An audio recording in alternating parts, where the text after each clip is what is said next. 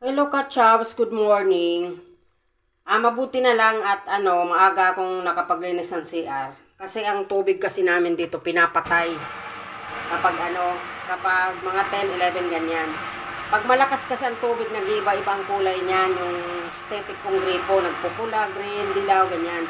Pag mahina, ganyan lang ang kulay niya. Buti na lang, maaga akong nakapaglinis dito sa aming sa aming CR. Ayan ang aming CR. Ito yung pintuan. Ayan. Ang ilaw. Ayan siya. 2 years na kaming nakatira dito. Pero syempre, pinapanatili nating malinis kasi ang tubig dito namin Kachabs, pinapatayan araw-araw. Tapos, ayan, dilaw na dilaw kanina yan. Yung mga gigilid na yan. Kasi ang tubig dito sa aming probinsya Kachabs, yung deep well na ginamitan ng motor. So, ang mga gigilid na yan dyan, naninilaw yan. Yan.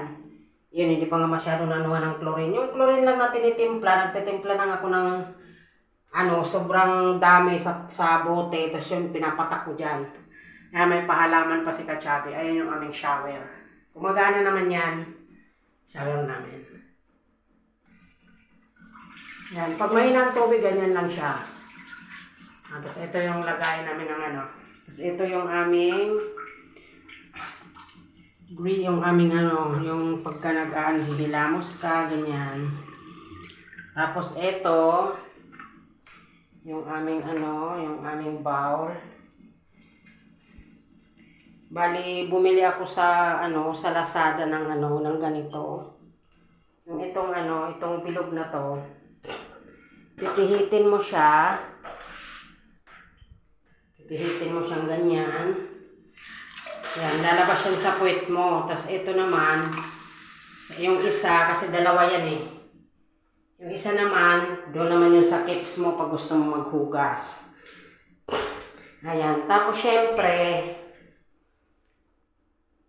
bumili ako ng blue tablet sa sa TikTok, sa Shopee, ganyan. Kasi ang tubig nga dito, deep well, naninilaw din yung mga gigilid na yan dyan. So, para ayan. Ayan. Mura lang yung blue tablet Kachabs. May 6 pesos, may 10 pesos.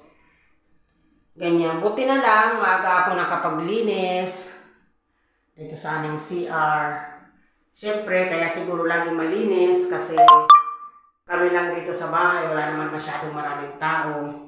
Pero siyempre, papanatilihin pa rin tang malinis kasi nga naninilaw yung tubig kasi nga deep well. Ayun lang mga Kachabi, kung nagustuhan ng video, mag-like, mag-subscribe. Maraming salamat. Good morning, good morning.